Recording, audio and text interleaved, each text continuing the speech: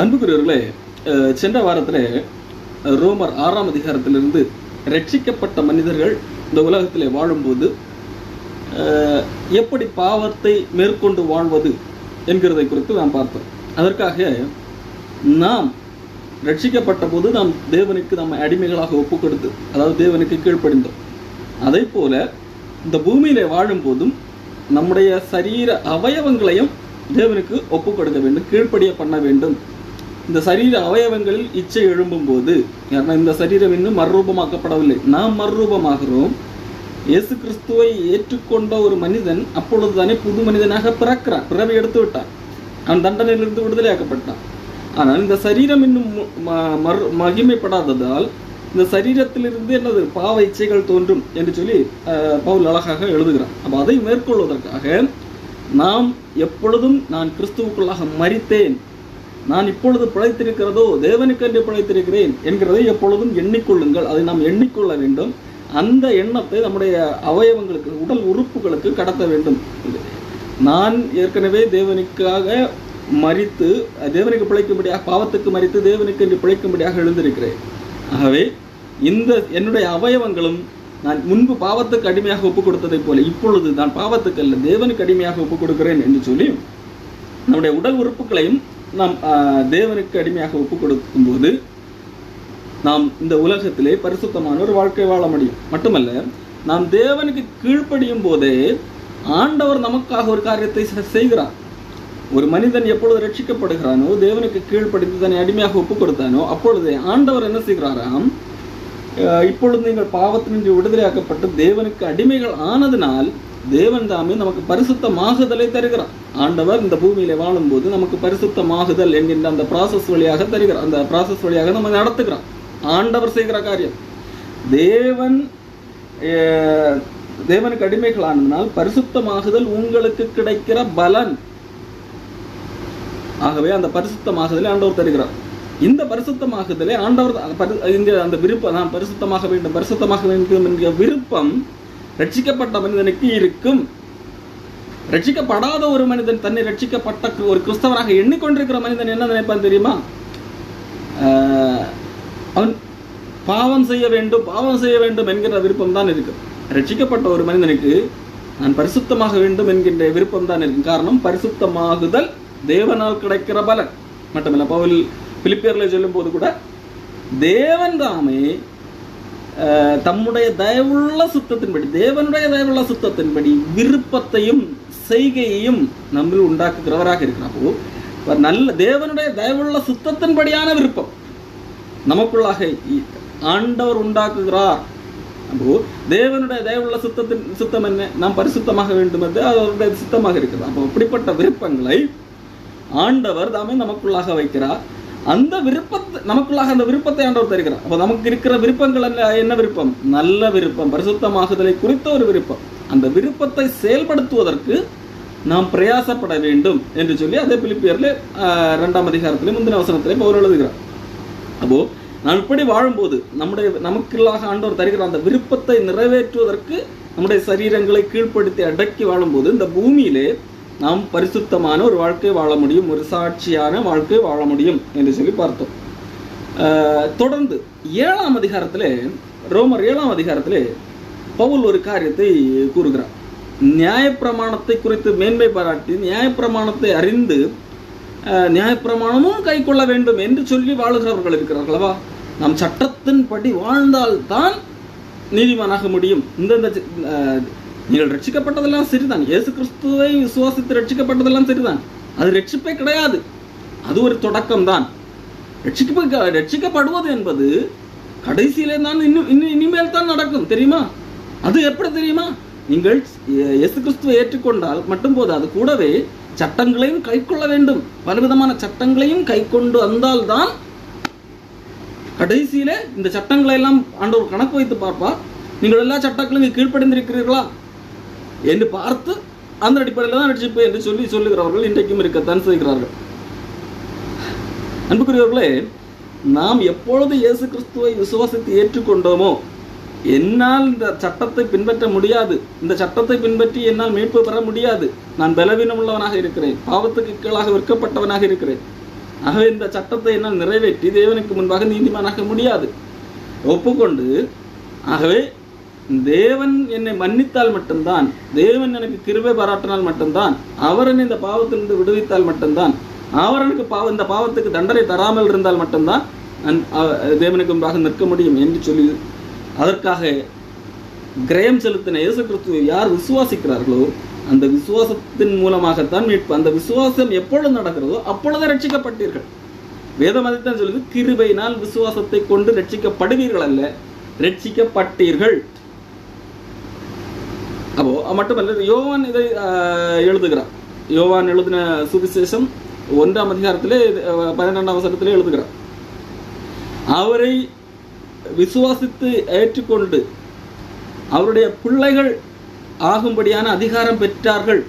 அந்த பெற்றவர்களை குறித்து எழுதுகிறார். அவர்கள் புருஷனுடைய சித்தத்தின்படி அல்ல, புருஷனுடைய இரத்தத்தினால் அல்ல, அவர்கள் தேவனால் பிறந்தவர்கள். அப்போ தேவனால் மறுபடி பிறக்க வைக்கப்படுகிறார்கள். அப்போ அங்கே ரட்சிப்பு நடந்து விட்டது. அப்போ அது என்ன ரட்சிப்பு? பாவத்தின் தண்டனையிலிருந்து ரட்சிப்பு. ரட்சிப்பு என்றால் காப்பாற்றப்பட்டார்கள். அவர்கள் பாவத்தின் தண்டனையிலிருந்து காப்பாற்றப்பட்டார்கள். பாவத்தின் தண்டனையிலிருந்து காப்பாற்றப்படுதல் என்பது ஏற்கனவே நடந்து விட்டது. எப்பொழுது ஒரு மனிதன் எப்பொழுது இயேசு கிறிஸ்துவை விசுவாசித்து ரட்சிக்கப்படுகிறானோ அப்பொழுதே நடந்து விட்டது. நான் இனி செய்கிற செயல்களின் அடிப்படையில் ஆண்டவர் கணக்கு பார்த்து ஒரு நீ நரகத்துக்கு போ, நீ பரலோகத்துக்கு போ என்று சொல்வாரானால் அந்த நடந்த அந்த ரட்சிப்பு அது ரட்சிப்பே அல்ல. காப்பாற்றப்பட்டது என்றால் உனக்கு தண்டனை இல்லை, நான் காப்பாற்றி விட்டேன் என்று சொன்னால் அது நான் ரட்சிக்கப்பட்டீர்கள் என்று சொன்னால் இல்லை இல்லை, நீ மறுபடியும் சட்டத்தின்படி வாழ்ந்தால்தான் காப்பாற்றப்படுவாய் என்று இங்கே வந்தவரை அது ஒரு குளறுபடி, அது ஒரு ஒரு தவறான சித்தாந்தம். ஆகவே இது அவர்களுடைய மனதுக்குள்ளாக இருக்கிறதே அந்த நியாயப்பிரமாண அந்த அடிமைத்தனம். ஆகவே அந்த அடிமைத்தனம் தான் இப்படியெல்லாம் மனிதர்களை பேச வைக்கிறது.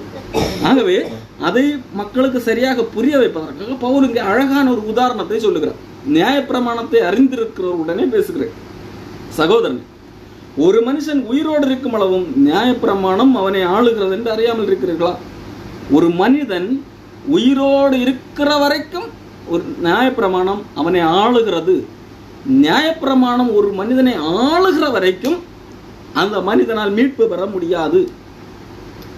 காரணம், நியாயப்பிரமாணம் ஒரு மனிதனை ஆளுகின்ற போது அந்த மனிதன் நியாயப்பிரமாணத்துக்கு கீழாக இருக்கிற மனிதன் இந்த நியாயப்பிரமாணம் சொல்லுகிறபடியெல்லாம் கேட்டு நியாயப்பிரமாணத்தில் ஒரு கட்டளை மீறினாலும் அங்கே ஃபெயில் ஆகி விடுகிறான், அவனுக்கு தண்டனை நிச்சயம். அப்போ இந்த நியாயப்பிரமாணத்துக்கு கீழாக இருக்கிற மனிதன் வெற்றி பெற வேண்டும் என்றால் ஒரு கட்டளை விடாமல் எல்லாவற்றையும் வெற்றி பெற்றால் மட்டும்தான் இந்த நியாயப்பிரமாணத்தின் வழியாக மனிதன் மீட்பு பெற முடியும். ஆகவே ஒரு மனுஷன் உயிரோடு இருக்கிற வரைக்கும் நியாயப்பிரமாணம் அவனை ஆளுகிறது.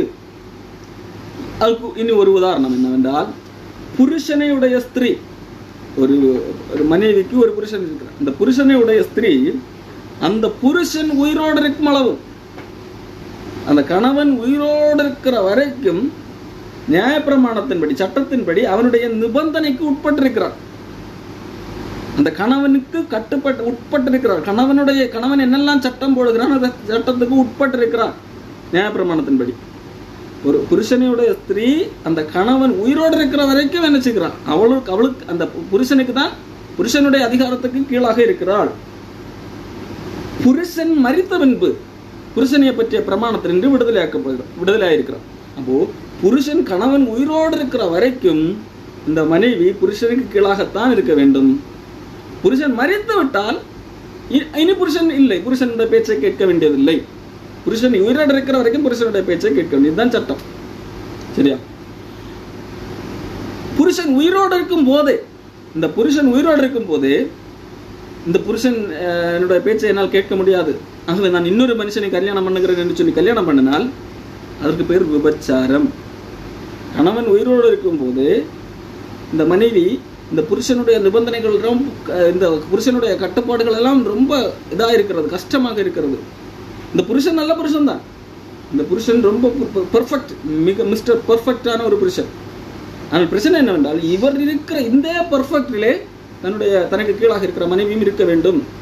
கரெக்டாக காலையில் 5 மணிக்கு முன்பாக எழும்ப வேண்டும், வீட்டை சுற்றி கோலம் போட வேண்டும், காலையில் 5 என்றால் 5 மணிக்கு தான் எழும்பணும். 5:01 ஆனால் கூட இந்த மிஸ்டர் பர்ஃபெக்டை பொறுத்த வரைக்கும் மனைவி என்னது, தன்னுடைய நிபந்தனையை மீறிவிட்டார். மிஸ்டர் பர்ஃபெக்ட் அவோ 5 மணிக்கு எழும்ப வேண்டும். 6 மணிக்கு கரெக்டாக எல்லா வேலையும் முடித்திருக்க வேண்டும். டிஃபன் எல்லாம் ரெடியாக இருக்க வேண்டும். மத்தியானம் 12 மணிக்கு சாப்பாடு ரெடியாக இருக்க வேண்டும்.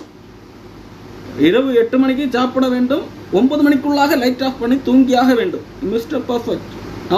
அவர் சட்டம் போட்டவர் அவர் அந்த சட்டத்தின்படியாக சரியாக இருக்கிறார். இவரிடத்தில் குறை ஒன்றும் இல்லை. ஆனால் என்னவென்றால் இவர் போடுகிற அந்த சட்டத்தை இந்த மனைவியால் கை கொள்ள முடியாது. ஒரு நாள் கஷ்டப்பட்டு கை கொண்டாலும் அடுத்த நாள் 5 மணி என்கிறது 5:01 விடுகிறது. அல்லது கரெக்டாக 5 மணிக்கு எழும்பினார்கள். ஆனால் மத்தியான சாப்பாடு 12 என்பது 1 மணியாகி விட்டது. அப்போ இங்கே மிஸ்டர் பர்ஃபெக்ட் இடத்துல இருக்கிற இந்த மனைவி கணவனுடைய நிபந்தனையை சரியாக கை கொள்ள முடியவில்லை. அப்போ இந்த மனைவி என்ன நினைக்கிறார், இன்னொருத்தரை திருமணம் செய்யலாம் என்று சொல்லி திருமணம் செய்யலாம் என்று பார்த்தால் அப்படி திருமணம் செய்வது விபச்சாரம். கணவன் உயிரோடு இருக்கும் போது மனைவி வேறொருத்தரை விவாகம் பண்ணினால் அதற்கு பேர் விபச்சாரம். ஆனால் இந்த கணவன் மரித்து விட்டால், இந்த மிஸ்டர் பர்ஃபெக்ட் என்கிற இந்த புருஷன் மரித்து விட்டால் என்ன செய்யலாம், இந்த பெண் அந்த திருமணம் என்கின்ற கட்டளையிலிருந்து விடுதலையாக்கப்படுகிறார். வேறு ஒரு நல்ல மனிதனை இந்த மிஸ்டர் பர்ஃபெக்ட் போல இல்லாத ரிலாக்ஸாக ஃப்ரீயாக விடுகிற, உனக்கு இப்போ சுதந்திரத்தை கொடுக்குற ஒரு மனுஷனை கல்யாணம் பண்ணலாம். அதற்கு என்ன செய்ய வேண்டும், இந்த முதல் புருஷன் மரிக்க வேண்டும். மரிக்காத போது உயிரோடு இருக்கும் போது திருமணம் பண்ணால் என்னது, அதுக்கு பேர் விபச்சாரம். இப்போ இங்க நியாயப்பிரமாணத்துக்கு கீழாக இருக்கிற மனிதர்களுடைய நிலைமையும் இதுதான். நியாயப்பிரமாணம் மிக மிக என்னது, அதிலே பிழை இல்லை. அது மிஸ்டர் பர்ஃபெக்ட். அது நல்ல சட்டங்கள். இதை செய்யக்கூடாது, இந்த காரியங்கள் எல்லாம் செய்யக்கூடாது, இப்படி இருக்க வேண்டும், இந்த காரியங்களை பின்பற்ற வேண்டும் என்று சொல்லி சட்டம் போடுகிறது நியாயப்பிரமாணம். அப்போ இந்த சட்டத்தை கை கொள்ள முடியவில்லை. இந்த நியாயப்பிரமாணம் எதிர்பார்க்கிறபடி ஒரு மனிதனால் 100% வாழ முடியவில்லை. இந்த சட்டத்தின் முன்பாக எப்பொழுதும் மனிதன் ஃபெயில் ஆகி கொண்டே இருக்கிறான். இப்போ இந்த சட்டத்திலிருந்து என்ன செய்ய முடியாது, இந்த சட்டம் உயிரோடு இருக்கிற வரைக்கும் இந்த சட்டத்தையும் விட்டு எனக்கு இஷ்டம் போல வாழ முடியாது. என்ன செய்ய வேண்டும், இந்த சட்டம் மரிக்க வேண்டும், இந்த நியாயப்பிரமாணம் போக வேண்டும். நியாயப்பிரமாணம் போகுமா, சட்டம் இருக்கத்தான் செய்யும். ஆனா இந்த சட்டத்திலிருந்து காப்பாற்றப்படுவதற்கு என்ன செய்ய வேண்டும், இங்கே சட்டம் மரிக்கலை, சட்டம் உயிருள்ளதாக இருக்கிறது. அங்கே பவுல் ஒரு காரியத்தை எழுதுகிறார். அதாவது புருஷனுடைய ஸ்திரீ இந்த புருஷன் உயிரோடு இருக்கும் அளவும் புருஷனுடைய நிபந்தனைக்கு உட்பட்டிருக்கிறாள். இந்த புருஷன் மரித்து போன பின்பு விடுதலையாக்கப்படுகிறாள். அப்போ அதே போல இங்கே பவுல் ஒப்பிடுகிறார், நியாயப்பிரமாணம் இருக்கிற வரைக்கும் ஒரு மனுஷன் உயிரோடு இருக்கிற வரைக்கும், இந்த உயிரோடு இருக்கிற வரைக்கும் நியாயப்பிரமாணம் அவனை ஆளுகிறது. நியாயப்பிரமாணத்துக்கு அழிவு கிடையாது. இந்த புருஷன் மரித்து போறது போல நியாயப்பிரமாணத்தால் மரிக்க முடியாது. அப்போ இந்த மனுஷன் உயிரோடு இருக்கிற வரைக்கும் ஆட்சி செய்து கொண்டே நியாயப்பிரமாணம் அவனை ஆண்டு கொண்டே இருக்கிறது. விடுதலை பெறுவதற்கு என்ன வழி, இந்த நியாயப்பிரமாணம் மரிக்காது. இங்கே பவுல் ஒரு காரியத்தை எழுதுகிறார். அதனால் இந்த மனிதன் மரிக்கிறான். நியாயப்பிரமாணத்தை கீழாக இருக்கிற இந்த மனிதன் மரிக்கிறான். நியாயப்பிரமாணம் மரிக்கவில்லை, நியாயப்பிரமாணம் இருக்கிறது, நிலையாக இருக்கிறது. இந்த மனிதன் மரித்து மறுபிறவி எடுக்கிறான். மறுபிறவி எடுத்து இப்போ மறுபிறவி எடுத்த மனிதன் வேறு மனிதன், புதிய மனிதன். இந்த புதிய மனிதன் நியாயப்பிரமாணத்துக்கு கீழானவன் அல்ல. இந்த புதிய மனிதனுக்கு இந்த நியாயப்பிரமாணம் புருஷன் அல்ல என்கின்ற ஒரு காரியத்தை இங்கே பவுல் கொண்டு வருகிறார். புரிந்து கொள்ளுங்கள், நல்ல ஒரு பர்ஃபெக்டான கணவன் இப்படித்தான் இருக்க வேண்டும் என்று ரூல்ஸ் போடுகிற ஒரு கணவன். அந்த கணவனுக்கு கீழாக ஒரு மனைவி இருக்கிறாள். டெய்லி ஃபெயில் ஆகி கொண்டே இருக்கிறாள். கணவன் இந்த மிஸ்டர் பர்ஃபெக்ட்டுக்கு முன்பாக டெய்லி குற்றவாளியாகவே இருக்கிறான். இந்த மனைவி இதிலிருந்து விடுதலை பெற விரும்புகிறாள். ஆனால் என்ன செய்ய முடியாது, விடுதலை பெற முடியாது. இந்த புருஷன் உயிரோடு இருக்கிற வரைக்கும் கீழாகத்தான் இருந்தாக வேண்டும். ஒன்று என்னது, இந்த மனைவி மரித்தால் விடுதலை, இல்லை என்றால் இந்த புருஷன் மரித்தால் வேறொரு திருமணம் பண்ணலாம், விடுதலை. இந்த நல்ல மிஸ்டர் பர்ஃபெக்ட் கிட்ட இருந்து ஒரு விடுதலை கிடைக்கும். ஒரு சுதந்திரமான ஒரு சுதந்திரத்தை தரக்கூடிய ஒரு கணவனை திருமணம் செய்து கொள்ளலாம். அதே போல இந்த புருஷனுக்கு ஒப்பாக நியாயப்பிரமாணம் என்கின்ற புருஷனுக்கு கீழாக ஒரு மனுஷன் இருக்கிறான், அந்த பிரமாணத்தை பெற்ற மனுஷன் இருக்கிறான். அப்போ இந்த மனுஷன் உயிரோடு இருக்கிற அளவும், இந்த மனைவி உயிரோடு இருக்கிற அளவும் கணவனுடைய நிபந்தனைக்கு உட்பட்டு இருக்கிறாள் அல்லவா? அதே போல இந்த மனுஷன் உயிரோடு இருக்கிற அளவும் இந்த பிரமாணம் அவனை ஆளுகிறது, நியாயப்பிரமாணம் அவனை ஆளுகிறது. இவன் இந்த ஒன்றிலுக்கு மீறினால் கூட நியாயப்பிரமாணத்தின் முன்பாக குற்றவாளியாகத்தான் இருக்கிறான். நியாயப்பிரமாணத்தை அவனால் சரியாக நிறைவேற்ற முடியாது, பர்ஃபெக்டாக முடியாது. இந்த நியாயப்பிரமாணம் எதிர்பார்க்கிற அளவிற்கு பர்ஃபெக்டாக செய்து இதிலிருந்து ஒரு பாராட்டை பெற்றுவிட முடியாது. காரணம், ஒன்றிலே தவறினால் எல்லாவற்றிலும் குற்றவாளியாக இருப்பான் என்று சொல்லி யாக்கோபு எழுதி வைத்திருக்கிறார். அப்போ என்ன வழி? நியாயப்பிரமாணம் இந்த புருஷன் மரிக்கவும் மாட்டான். அங்கே கணவன் மனைவிக்குள்ளாக இந்த கணவன் மரித்தால் கூட என்னது, இந்த மனைவிக்கு ஒரு விடுதலை கிடைக்கிறது. ஆனால் இங்கே இந்த நியாயப்பிரமாணம் மரிக்காது. அப்போ ஒரே ஒரு வழிதான், இந்த நியாயப்பிரமாணத்துக்கு கீழாக இருக்கிற இந்த மனிதன் மரிக்க வேண்டும். உயிரோடு இருக்கிற வரைக்கும் தான் நியாயப்பிரமாணத்துக்கு அதிகாரம். இந்த நியாயப்பிரமாணத்துக்கு கீழாக இருக்கிற இந்த மனிதன் மரிக்க வேண்டும். இந்த மனிதன் மரிக்கிறான். அதை தான் பவுல் எழுதுகிறார். ஆகிய ஒரு புருஷன் உயிரோடு இருக்கிறையில் அவள் வேறொரு புருஷன் விவாகம் பண்ணால் உபச்சர் எனப்படுவாள். புருஷன் மரித்த பின்பு அவள் அந்த பிரமாணத்தினின்று விடுதலை ஆனபடியால் வேறொரு புருஷனை விவாகம் பண்ணினாலும் உபச்சாரி அல்ல. இந்த புருஷன் மரித்த பின்பு இவள் ஒரு நல்ல ஒரு சுதந்திரத்தை கொடுக்கக்கூடிய ஒரு புருஷனை விவாகம் பண்ணாலும் இவள் உபச்சாரி அல்ல. அப்படி போல, அதை போல என் சகோதரரே, நீங்கள் ரட்சிக்கப்பட்டவர்கள் மரித்தோரிலிருந்து எழுந்த வேறொரு கிறிஸ்து, மரித்தோரிலிருந்து எழுந்த கிறிஸ்து எனும் வேறொரு புருஷனுக்கு, இவ்வளவு நாட்கள் நியாயப்பிரமாணம் என்னும் புருஷனுக்கு மனைவியாக இருந்த நீங்கள் இப்பொழுது வேறொரு புருஷனுக்கு மனைவியாக போகிறீர்கள். நீங்கள் ஒருவேளை கேட்க, அப்படியானால் அது உபச்சாரம் எனப்படுமே? இந்த நியாயப்பிரமாணம் இருக்கும் போதே, நியாயப்பிரமாணம் இன்னும் மரிக்கவில்லை, அது உயிரோட தான் இருக்கிறது.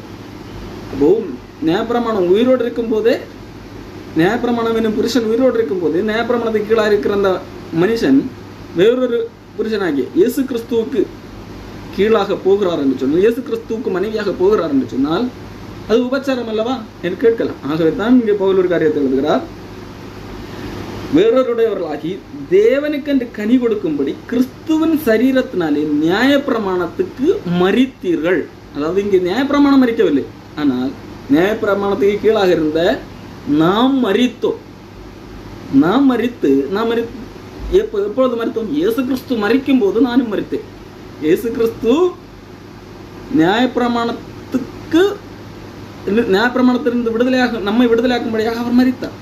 அவர் நியாயப்பிரமாணத்தை எல்லாவற்றையும் நிறைவேற்றி மரித்தார். அப்போ நியாயப்பிரமாணத்தை நியாயப்பிரமாணத்தை சரியாக நிறைவேற்றின ஒருத்தர் உண்மையிலே மரிக்கக்கூடாது, சட்டத்தின்படி மரிக்கக்கூடாது. அப்போ நியாயப்பிரமாணத்தை எல்லாவற்றையும் பர்ஃபெக்டாக நிறைவேற்றின ஒரு மனிதர் சட்டத்தின்படி மரிக்கக்கூடாது, ஆனால் அங்கே மரித்தார். அப்போ அந்த மரணம் உண்மையிலேயே இயேசுவுக்கு அங்கே கொடுக்கப்பட வேண்டியதல்ல, மாறாக நமக்கு கொடுக்கப்பட வேண்டியது. ஆனால் அந்த மரணம் அவருக்கு கிடைத்தது. அப்படியானால் அவருக்கு நியாயமாக கிடைக்க வேண்டியதல்ல, நமக்கு கிடைக்க வேண்டிய மரணம் அவர் எடுத்தார். அப்போ நாம் நியாயப்பிரமாணத்துக்கு மரித்தோம். எப்பொழுது இயேசு கிறிஸ்து எனக்காகத்தான் மரித்தார் என்று நான் விசுவாசிக்கும் போது நான் அங்கே மரிக்கிறேன். நான் நியாயப்பிரமாணத்துக்கு மரித்து விட்டேன். இப்போ நியாயப்பிரமாணத்துக்கு நான் மரித்த மனிதன். இப்போ நியாயப்பிரமாணம் மரிக்கவில்லை, அதுக்கு கீழாக இருந்த இந்த மனைவி ஆகிய நான் மரிக்கிறேன். மரித்த மனிதன் இயேசு கிறிஸ்து எழுந்த போது நானும் எழுகிறேன். இயேசு கிறிஸ்து உயிர்த்தெழுந்ததை விசுவாசிக்கிறேன். நான் இப்பொழுது புதிய மனிதனாக எழுகிறேன். தேவனால் புதிய மனிதனாக பிறக்கிறேன், ஆவியினால் பிறக்கிறேன் அல்லவா? இப்போ ஆவியினால் பிறந்த மனிதன் அப்பா இனி மறுபடியும் என்னது, மறுஜன்மை எடுத்தாச்சு. மறுஜன்மை எடுத்த நான் நியாயப்பிரமாணத்துக்கு என்ன இல்லை, நியாயப்பிரமாணம் என்கின்ற புருஷனுக்கு மறுபடியும் மனைவியாக போக முடியாது. அது வேறு. அதிலிருந்து நான் இப்பொழுது தான் காப்பாற்றப்பட்டேன். எப்படி? நான் மரித்ததினால் காப்பாற்றப்பட்டேன். இப்பொழுது நான் புனர்ஜென்மம் எடுத்து வேறு ஒரு மனுஷனாக இருக்கிறேன். மறுஜென்மம் எடுத்து வேறு ஒரு மனுஷனாக இருக்கிறேன். இப்போ இந்த மறுஜென்மம் எடுத்த நான் நியாயப்பிரமாணம் என்கின்ற புருஷனுக்கு மனைவி அல்ல, கிறிஸ்து எனும் வேறொருடையராகி ஆகிவிட்டேன். நியாயப்பிரமாணத்திலிருந்து விடுதலை பெற்று இப்பொழுது நான் கிறிஸ்துவுக்கு மனைவியாக மாறிவிட்டேன். என்கிறீர்களே, இதே ஒரு பவுல் ஒரு விளங்கப்படுத்துவதற்காக ஒரு இல்லுஸ்ட்ரேஷனுக்காக சொல்லுகிறான். இப்பொழுது ரட்சிக்கப்பட்ட நாம் யாருக்கும் மனைவிகள்? இயேசு கிறிஸ்துவுக்கு. இயேசு கிறிஸ்து எனும் புருஷருக்கு கீழாக இருக்கிறோம். முன்பு நியாயப்பிரமாணத்துக்கு கீழாக இருக்கும்போது நியாயப்பிரமாணம் என்ன சொல்லும்? இந்த சட்டங்களை எல்லாம் பர்ஃபெக்ட், அது மிஸ்டர் பர்ஃபெக்ட். அப்போ இயேசு கிறிஸ்து என்ன? இயேசு கிறிஸ்துவும் மிஸ்டர் பர்ஃபெக்ட் தான். அவர் மிஸ்டர் பர்ஃபெக்ட் தான். ஆனால் என்ன, நம்மை இந்த சட்டத்தை போல சட்டத்திட்டத்தை போட்டு இந்த சட்டத்தை பின்பற்றினால்தான் நீ என் முன்பாக நிற்க முடியும் என்கிறவர் அல்ல இயேசு கிறிஸ்து. சட்டம் என்ன சொல்லும்? நீ இந்த சட்டத்துக்கு படி செய்தால்தான் பர்ஃபெக்ட் என்று சொல்லும். இயேசு கிறிஸ்து அப்படி இல்லை. இயேசு கிறிஸ்து அவருடைய நீதியை நமக்கு தருகிறார். எப்படி? உதாரணத்துக்கு சொல்லுங்க, இந்த மிஸ்டர் பர்ஃபெக்ட் புருஷன் என்ன சொல்லுவாங்க? ரூல்ஸ் போடுவான். 5 மணிக்கு நீ எழும்ப வேண்டும், 6 மணிக்கு இது போட வேண்டும். ரூல்ஸ் மட்டும் போடுவான். ரூல்ஸ் மட்டும் போட்டுட்டு அவர் உட்கார்ந்துடுவார். அவர் பர்ஃபெக்ட். அவர் 5 மணிக்கு ரூல்ஸ் போட்டு அவர் 5 மணிக்கு எழும்பி விடுவார். மனைவி 5 மணிக்கு எழும்ப வேண்டும் என்று சொல்லி பார்த்து கொண்டிருப்பார். எழும்ப மாட்டார், ஃபெயில் ஆகி விடுவார். மனைவி ஃபெயில் ஆகி விடுவார். ஆனால் இயேசு கிறிஸ்து அவர் பர்ஃபெக்ட். அவர் ஒரு பிழையும் இல்லாதவர், நீதியை சம்பாதித்தவர். இப்போ அவர் நமக்கு சட்டத்திலிருந்து விடுதலையாக்கி விட்டார். மாறாக இயேசு கிறிஸ்து தன்னுடைய அன்பை காண்பிக்கிறார். இயேசு கிறிஸ்து இந்த புருஷன் புதிய புருஷன் இயேசு கிறிஸ்து. மறுஜென்மம் எடுத்த நமக்கு புதிய புருஷன் இயேசு கிறிஸ்து. இப்போ இயேசு கிறிஸ்து இந்த மனைவியின் மேல் அன்பு காட்டுகிறவராக இருக்கிறார், கரிசனை உள்ளவராக இருக்கிறார். இப்போ என்ன சொல்லுகிறார்? இப்போ இவர் கூடவே இருக்கிறார், கூடவே இருந்து நம்மை வழி நடத்துகிறவராக இருக்கிறார். நம்முடைய பலவீனங்களில் நமக்கு உதவி செய்கிறவராக இருக்கிறார். இப்போ சமையல் வேண்டுமா? இப்போ இயேசு கிறிஸ்துவும் கூட இணைந்து இந்த புருஷனும் கூட இருந்து எழும்பி உதவி செய்கிறார்.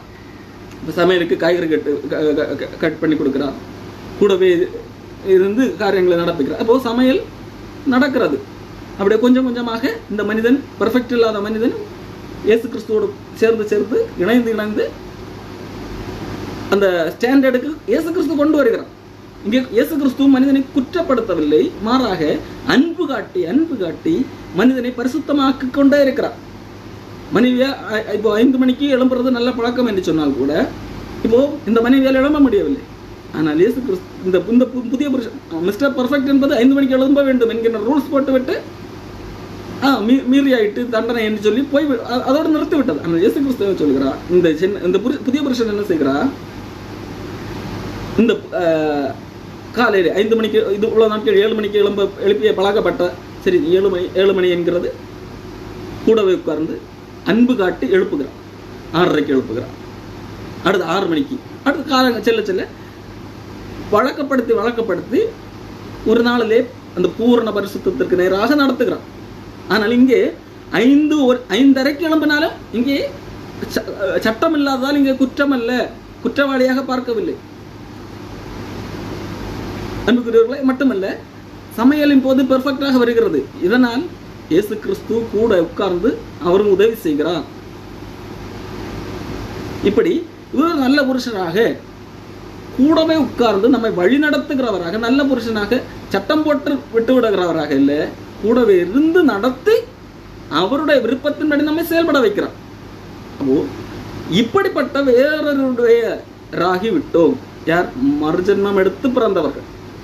முன்பு நியாயப்பிரமாணத்துக்கு கீழாக மனைவியாக இருந்த இந்த மனிதன் மரித்து புனர்ஜென்மம் எடுத்து இயேசு கிறிஸ்து எனும் புருஷனுக்கு மனைவியாக மாறிவிட்டதால் இப்பொழுது நாம் சட்டத்திற்கு கீழானவர்கள் அல்ல. இதைத்தான் பவுல் அப்போஸ்தலன் ஒரு அழகான அந்த ஒரு இல்லுஸ்ட்ரேஷன் வழியாக இங்கே புரிய வைக்கிறார். நாம் மாம்சத்துக்கு உட்பட்டிருந்த காலங்களிலே, அதாவது முன்பு நாம் நியாயப்பிரமாணத்துக்கு கீழாக இருந்த காலத்திலே நியாயப்பிரமாணத்தினாலே தோன்றிய பாவ இச்சைகள் மரணத்திற்கு ஏதுவான கனிகளை கொடுக்கத்தக்கதாக நம்முடைய அவயவங்களில் பலன் செய்தது. அன்புக்குரியவர்களே, இந்த நியாயப்பிரமாணம் என்கின்ற புருஷனுக்கு கீழாக இருக்கிறதற்கும் இயேசு கிறிஸ்து எனும் புருஷனுக்கு மனைவியாக இருக்கிறதற்கும் ஒரு பெரிய வித்தியாசம் என்ன தெரியுமா? பழைய நியாயப்பிரமாணத்திற்கு கீழாக நாம் மனைவியாக இருந்தால் நியாயப்பிரமாணம் என்ன செய்யும்? இதை செய்யாதே என்று சொல்லும். இதை செய்யாதே என்று சொன்னால் இயல்பாகவே மனிதன், பாவ நிலையில் உள்ள மனிதன் அதைத்தான் செய்கிறவனாக இருப்பான். அதன் மூலமாக அந்த வழிபரவிலே வருகிற அந்த பாவ நிலையிலே உள்ள மனிதனிடத்திலே போய் இதை செய்யாதே என்று சொன்னால் அவனுடைய மனதுக்குள்ளாக அதை செய்ய வேண்டும், அதுக்குள்ளாக என்ன இருக்கிறது என்று பார்க்க வேண்டும் என்கின்ற இச்சை வரும். அதுதான் சொல்லுங்க, மாம்சத்துக்குற்றிருந்த காலத்தில் நியாயப்பிரமாணத்தினாலே தோன்றிய பாவ இச்சைகள் எதை செய்யக்கூடாது என்று சொல்லுகிறோமோ அதன் மேல் தான் அப்போது செய்து பார்த்தால் என்ன என்கின்ற இச்சை வரும். இச்சை மரணத்துக்கு ஏதுவான கனிகளை கொடுக்கத்தக்கதாக நம்முடைய உடல் உறுப்புகள் வழியாக செயல்பட்டது, நம்முடைய சரீர அவயவங்களிலே செயல்பட்டது, பேலன்ஸ் செய்தது. அப்போ நியாயப்பிரமாணம் எந்த அடிப்படையில் செயல்படும்? நீ இதை செய்யக்கூடாது, செய்தால் உனக்கு தண்டனை, உனக்கு நரகம் என்று சொல்லி சட்டம் போடுகிறது அல்லவா? அப்போ இதை செய்யக்கூடாது என்று சொல்லும் போது என்னுடைய அந்த பாவ நிலையிலே வாழ்கிற மனிதன் என்ன செய்கிறான்? இதை செய்யக்கூடாதா? செய்து பார்த்தால் தான் என்ன? செய்து பார்ப்போமா, ஒரு வாட்டி செய்து பார்ப்போம் என்று சொல்லி பாவத்து இச்சைகள் எனக்குள்ளாக பலன் செய்து, எனக்குள்ளாக இருந்து என்னுடைய அந்த பாவ இச்சைகள் மரணத்துக்கு ஏதுவான கனிகளை பிறப்பிக்கிறது. என்னிடத்திலிருந்து என்ன மரணத்துக்கு ஏதுவான கனிகள் வருகிறது. ஆகவே இந்த சட்டத்தின்படி நான் என்ன மரணத்துக்குரியவன், தண்டனைக்குரியவன், நரகத்துக்குரியவன் தீர்ப்பு பெறுகிறேன். இப்போ இந்த இதிலிருந்து நான் விடுதலை பற்றி இயேசு கிறிஸ்துவின் புருஷனுக்கு மனைவியாக மாறிவிட்டேன் அல்லவா? இப்பொழுது என்ன நடக்கிறது? அதை முந்தின வசனத்தை படிக்கிறோம். ரோமர் 7:4. என் சகோதரரே, நீங்கள் மரித்தோரிலிருந்து எழுந்த கிறிஸ்து என்னும் வேறொருவருடையவர்களாகி தேவனுக்கென்று கனி கொடுக்கும்படி கிறிஸ்துவின் சரீரத்தினாலே நியாயப்பிரமாணத்துக்கு மரித்தவர்களானீர்கள். இப்போ நான் நியாயப்பிரமாணத்துக்கு மரித்து கிறிஸ்து எனும் புருஷனுக்கு மனைவியாக மாறினதுனால் இப்பொழுது என்னால் தேவனுக்கென்று கனி கொடுக்க முடியும். காரணம், இப்பொழுது எனக்குள்ளாக இந்த சட்டத்தின்படி செய்தால்தான் நீ பரலோகம் என்கின்ற அந்த சட்டத்திலிருந்து என்னை விடுதலை தந்து விட்டார். மாறாக அவரின் மேல் அன்பு காட்டுகிறார். என்னை இவ்வளவு அன்பு காட்டுகிற நபர், இந்த அன்பை நான் விளங்கிக் கொள்கிறேன். இந்த அன்பின் அடிப்படையிலே என்னால் கிரியை செய்ய முடிகிறது. அன்பின் செயல்பாடுகள் என்னிடத்திலிருந்து வெளிப்படுகிறது. ஆகவே தேவனுக்கென்று கனி என்னால் கொடுக்க முடிகிறது. தேவனுக்கென்று கனி கொடுக்கும்படியாக இயேசு கிறிஸ்து எனும் புருஷனுக்கு மனைவியாக மாறுகிறேன். அன்புக்குரியவர்களே, கனி என்கிறது சட்டத்தை பின்பற்றினால் கனி கொடுக்க முடியாது. சட்டத்தை பின்பற்றினால் சில காரியங்கள் மேலோட்டமாக செய்வது போல தோன்றலாம், அதில் கனி இருக்காது. உதாரணத்திற்கு இயேசு கிறிஸ்து வாழ்ந்த காலத்திலே சட்டத்தை பின்பற்றினார்கள். ஒத்தலம், வெந்தயம், ஜீரகம் எல்லாத்திலும் கூட தசமமாக கொடுக்க வேண்டும் என்ற கட்டளை இருந்ததினால் ஒத்தலாம், வெந்தயம் ஒரு சின்ன சின்ன விஷயங்கள், கடுகு, இதிலே கூட என்னது கரெக்டாக 100 கிராம் இந்த வாரம் 100 கிலோ இந்த வசூலானதா, அந்த அறுவடை கிடைத்ததா, அப்போ இந்த 100 கிலோ 10 கிலோவை எடுத்து நம் தசமபாகம் கொடுக்க வேண்டும், நம் லேவியருக்கு கொடுக்க வேண்டும் என்று சொல்லி கொடுக்கிறவர்களாக இருந்தார்கள். அந்த அளவிற்கு வேறு என்ன, ஞாயிற்றுக்கிழமை நாம் ரொம்ப பயணம் எல்லாம் போகக்கூடாது, ஒரு வேலை கூட செய்யக்கூடாது என்று சொல்லி சட்டம் போட்டு அப்படியே வாழ்க்கிறவர்களாக இருந்தார்கள். ஆனால் அவர்களிடத்தில் கனி இருந்ததா என்று கேட்டால் இல்லை. காரணம் என்ன தெரியுமா? இயேசு கிறிஸ்து தான் சொல்லுகிறார். அவர்கள் பெற்றோர்களை உண்மையில அன்பு செய்யவில்லை. மாறாக பொற்பான காணிக்கை கொடுத்தால் போதும், பெற்றோர்களை கனம் பண்ணுவதற்கு சமமாயிற்று என்று சொல்லி எண்ணுகிறார்கள். எல்லாம் சட்டம் என்ன சொல்லுவோம், அதெல்லாம் பெர்ஃபெக்டாக நான் இருக்கிறேன் என்கின்ற பேரில் அவர்கள் உண்மையிலே அவர்களிடத்தில் அன்பு கிடையாது. நியாயப்பிரமாணத்தை எல்லாம் நாங்கள் பெர்ஃபெக்டாக செய்கிறோம், சட்டத்தை எல்லாம் நாங்கள் அப்படி செய்கிறோம். நாங்கள் யாரையுமே கொலை செய்வதில்லை தெரியுமா, நாங்கள் விபச்சார இடத்துல நாம் போகுவதே கிடையாது, சட்டம் சொல்லுகிறது. ஆனால் உள்ளுக்குள்ளாக விபச்சார எண்ணங்கள் இருக்கிறது, உள்ளுக்குள்ளாக இது பண்ணால் நல்லா தான் இருக்கு, இப்படி பண்ணி பார்ப்போமா அப்படின்னு சொல்லி ஒவ்வொரு பெண்ணை பார்க்கும் போதெல்லாம் நினைக்கிறார்கள். ஏன் அதை வெளிப்படுத்தவில்லை என்றால் சட்டம் சொல்லுகிறோம் நாம் செய்யக்கூடாது. ஆனால் அவர்களுடைய இருதயத்துக்குள்ளாக இருக்கிற அந்த பாவத்தை அவர்களால் கட்டுப்படுத்த முடியவில்லை. அதுதான் இயேசு கிறிஸ்து அவர்களுடைய பாவத்தை சுட்டி காட்டி சொல்லுகிறார், டேய் நீ என்ன இன்னொரு பொண்ணுக்கிட்ட போனால் தான் நீ விபச்சாரம் செய்தன்னு நினைச்சிட்டு இருக்கியா? அதனால தான் விபச்சாரம் செய்யலன்னு இருமாப்பா இருக்கிறையா? ஒரு பெண்ணை நீ இச்சையோடு பார்த்தாவே விபச்சாரம் செய்தாயிற்று என்று சொல்லி அன்னைக்கு இருந்த நியாயப்பிரமாணத்தை நாங்கள் பெர்ஃபெக்டாக கடைபிடிக்கிறோம் என்று சொல்லக்கூடியவர்களுடைய அந்தரங்கத்தை சுட்டி காட்டி, உண்மையிலே நீ நியாயப்பிரமாணத்தை பின்பற்றவில்லைடா, நீ நியாயப்பிரமாணத்தினா குற்றவாளியாகத்தான் இருக்கிறாய், நீ பின்பற்றி விட்டாய், நீ பெர்ஃபெக்ட் என்று எண்ணிக்கொண்டிருக்கிறாய், நியாயப்பிரமாணத்தை பின்பற்றி நீ சரியான நீதிமான் என்று எண்ணிக்கொண்டிருக்கிறாய், ஆனால் உண்மையிலே நீ நீதிமான அல்ல. நீ நியாயப்பிரமாணத்தை பின்பற்றி உன்னால் நீதி செய்ய முடியாது, நீ உன்னால் கனி கொடுக்க முடியாது என்பதை ஆண்டவர் சுட்டி காட்டினார். அப்போ கனி கொடுக்க என்ன செய்ய வேண்டும்? நாம் இந்த நியாயப்பிரமாணத்துக்கு மறிக்க வேண்டும். நான் என்னால் கிரியை செய்து நான் இந்த இதெல்லாம் பர்ஃபெக்டாக செய்து நான் நீதியை சம்பாதிப்பேன் என்கின்ற எண்ணத்திலிருந்து அந்த அந்த சட்டத்திட்டம் இருக்கிறது அல்லவா, இதை செய்தால் தான் நான் பரலோகம் போக முடியும், இதை செய்து நான் நீதிமானாக முடியும் என்கின்ற இந்த சிஸ்டத்திலிருந்து நான் மறிக்க வேண்டும். இல்லை, என்னால் முடியாது, இதற்காக இயேசு கிறிஸ்து மரித்தார், நான் இதை விசுவாசிக்கிறேன். இந்த சட்டத்திட்டங்களிலிருந்து இந்த சிஸ்டம் இருக்கிறது, இந்த எல்லா சட்டத்திட்டத்தையும் பின்பற்றி பரலோகத்துக்கு போக வேண்டும் என்கின்ற சிஸ்டம் இருக்கிறது, இதில் நான் தோற்றுவிட்டேன். அப்போ இதற்கான தண்டனையை இயேசு கிறிஸ்து எனக்காக பெற்றார்.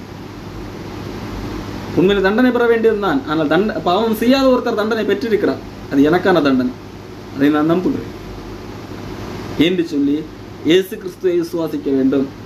இயேசு கிறிஸ்துவை விசுவாசித்து ஏற்றுக்கொள்ளும் போது அவர் நம்மை புதிய மனிதனாக பிறக்க வைக்கிறார், புது மனுஷன் நமக்குள்ளாக புதிய ஆவியை தருகிறார், அவர் நம்மை வழி நடத்துகிறார். அவர் நம்மை வழி நடத்தும் போது, அப்போ அவரை நான் விசுவாசித்து ஏற்றுக்கொள்ளும் போது அறிவுபூர்வமாக அநேகரை ஏற்றுக்கொள்ள முடியும்.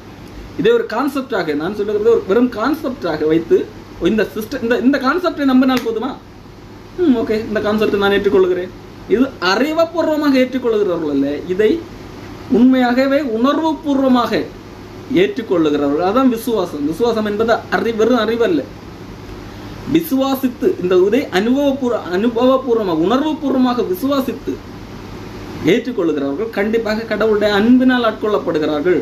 ஆகவேதான் வேதம் சொல்லுகிறது, தேவ அன்பு உங்கள் இருதயங்களிலே ஊற்றப்பட்டிருக்கிறது. அப்போ தேவ அன்பினால் ஊற்றப்பட்ட ஒரு மனிதன் அவனை ஆண்டவர் பெர்ஃபெக்டாக நடத்துகிறார். எப்படி? அவர் ரட்சிக்கப்பட்ட மனிதனுக்கு அவர் போதனை தருகிறார், கிருபை போதிக்கிறது. அப்போ தேவ அன்பு நமக்குள்ளாக இருக்கிறது, நமக்கு போதிக்கிறார். இப்பொழுது என்னது? ஆண்டவர் போதிக்கிறதன்படி என்னால் நடக்க முடியும், கனி கொடுக்க முடியும். நியாயப்பிரமாணம் என்ன செய்யும்? இதை செய்யாத என்று சொல்லி ரூல்ஸ் போட்டு உட்கார்ந்திருக்குமே தவிர அது அவனை வழி நடத்தாது, உதவி செய்யாது, எந்த விதத்திலும் உதவி செய்யாது. நீ பாவம் செய்கிறாய் என்று சொல்லி சுட்டி காட்டுமே தவிர அது உதவி செய்யாது. மாறாக உதவி செய்கிறவர் ஆண்டவர். இதற்காக ஆண்டவர் தம்முடைய ஆவியை நமக்கு அளவில்லாமல் தந்திருக்கிறார். இதை நாம் பெற்றுக்கொள்ள வேண்டுமானால் இயேசு கிறிஸ்துவை விசுவாசிக்க வேண்டும். அப்போ இன்னைக்கு அநேகர் என்ன செய்து கொண்டிருக்கிறார்கள் என்றால், இந்த நியாயப்பிரமாணத்துக்கு கீழாகத்தான் இன்றைக்கும் இருக்கிறார்கள். இந்த சட்டங்களை பின்பற்றினால்தான் பரலோகம் போக முடியும் என்று சொல்லி நம்பிக்கொண்டிருக்கிறார்கள். கூடவே இந்த நியாயப்பிரமாணத்துக்கு கீழாக மனைவியாக இருந்து கொண்டே தான் அநேகர் நான் கிறிஸ்துவையும் விசுவாசிக்கிறேன் என்கிறதாக எண்ணிக்கொண்டிருக்கிறார்கள். அப்போ ஒரு புருஷனுக்கு மனைவியாக இருந்து கொண்டே இன்னொரு புருஷனை ஏற்றுக்கொள்வது அல்லது இன்னொரு புருஷனுக்கு மனைவியாக நினைப்பது அது விபச்சாரம் என்று சொல்லி சொல்லுகிறது. ஒரு புருஷன் உயிரோடு இருக்கும் அளவும் மனைவி அவனுடைய நிபந்தனைக்கு உட்பட்டிருக்கிறாள். இந்த புருஷன் உயிரோடு இருக்கும் போதே இந்த மனைவி இன்னொருத்தரை விவாகம் பண்ணினால் அதுக்கு பேர் விபச்சாரம் என்று சொல்லி ரோமர் சொல்லுகிறார். ஒரே வழி, இந்த புருஷனுக்கிடத்திலிருந்து நாம் மறிக்க வேண்டும். இந்த புருஷனிடத்திலிருந்து முழுமையாக விடுதலை, மரித்த பின்பு புதிய மனிதனாக பிறந்து இயேசு கிறிஸ்துவை விசுவாசிக்க வேண்டும். புதிய மனிதனாக பிறந்து இயேசு கிறிஸ்துவுக்கு மனைவியாக இருக்க வேண்டும். அன்புக்குரியவர்களே, இயேசு கிறிஸ்துவை விசுவாசிக்கும் போது இந்த நியாயப்பிரமாணம் வேண்டாம், அந்த நியாயப்பிரமாணத்தினால் என்னால் நியாயப்பிரமாணம் பர்ஃபெக்ட் தான், அது ஆவிக்குரியது தான், ஆனால் என்னால் அதன்படி அது சொல்லுகிற நீதியின்படி செய்து என்னால் என்னது பரலோகம் போக முடியாது. ஆகவே இந்த நியாயப்பிரமாணத்துக்கு நான் மறிக்கிறேன், நான் எப்படி மறிக்க முடியும்? இயேசு கிறிஸ்து அன்றைக்கு எனக்காக மரித்தார், அதை நான் விசுவாசிக்கிறேன். இயேசு பாவமில்லாத அவர் பாவமுள்ள எனக்கு பதிலாக மரித்தார் என்றால் அது என்னுடைய மரணம், அதை நான் ஏற்றுக்கொள்ளுகிறேன் என்று சொல்லி மரித்து இயேசு கிறிஸ்து எனக்காக எழுந்தார். அவர் தேவனுக்கு என்று பிழைக்கும்படியாக எழுந்தார். அதே போல நானும் தேவனுக்கு என்று பிழைக்கும்படியாக எழுந்திருக்கிறேன் எழுகிறோம் அல்லவா? இதுதான் புதிய மனிதனுடைய பிறப்பு. இந்த புதிய மனிதனுக்கு புருஷன் யார்? இந்த நியாயப்பிரமாணம் அல்ல. நியாயப்பிரமாணத்துக்கு மரித்து விட்டோம். இயேசு கிறிஸ்து எனக்காக மரித்தார் என்கிறதை விசுவாசிக்கும் போது நியாயப்பிரமாணத்துக்கு மரித்து விட்டோம். கூடவே அப்போ நியாயப்பிரமாணத்தை இப்பொழுது எனக்கு புருஷனாக்க வைக்க கொள்ள முடியாது. நான் இப்பொழுது இயேசு கிறிஸ்து என்கின்ற புருஷனுக்கு ஒரே மனைவி. இன்னைக்கு அநேகர் என்னன்னா 2 புருஷர்களை வைத்துக் கொண்டிருக்கிறார்கள். நியாயப்பிரமாணத்தையும் புருஷனாக வைத்துக் கொண்டிருக்கிறார்கள். கூடவே இயேசு கிறிஸ்துவும் புருஷனாக இருந்து கொள்ளட்டும். இயேசு கிறிஸ்துவையும் 2 புருஷனுக்கு ஒரு மனைவியாக இருந்து கொண்டிருக்கிறார்கள். தயவு செய்து தவறான ஒரு செயல். தயவு செய்து நீங்கள் தேவனுக்கு என்று கனி கொடுக்க வேண்டும் என்றால் நீங்கள் சட்டத்துக்கு கீழ்ப்படிந்தால் தான். இயேசு கிறிஸ்து இருக்கட்டும், சட்டத்துக்கு கீழ்ப்படிய வேண்டும் என்று சொல்லி 2 புருஷர்களுக்கு மனைவியாக இருக்கிற அது ஒரு உபச்சாரம் என்று சொல்லி வேதம் சொல்கிறது. எனவே நீங்கள் தேவனுக்கு என்று கனி கொடுக்க வேண்டும் என்றால் கிறிஸ்து எனும் வேறொருவர்களாகி கனி கொடுக்கும்படி நியாயப்பிரமாணத்துக்கு மரித்தீர்கள் என்கின்ற உண்மையை நீங்கள் ஏற்றுக்கொண்டுதான் ஆக வேண்டும். ஆகவே இந்த திருமணம் என்கின்ற இந்த இலுஸ்ட்ரேஷன் வழியாக பவுல் நமக்கு அழகான படிப்பினை தருகிறார். நீங்கள் உங்களை யோசித்து பாருங்கள். நீங்கள் 2 புருஷருக்கு ஒரு மனைவி என்கின்ற உபச்சாரத்துக்கு ஒப்பான ஒரு வாழ்க்கை வாழுகிறீர்களா? இல்லை உண்மையிலேயே ரட்சிக்கப்பட்டு இயேசு கிறிஸ்து என்னும் ஒரே புருஷனுக்கு மனைவியாக இருக்கிறீர்களா? தயவு செய்து சிந்தித்து பாருங்கள்.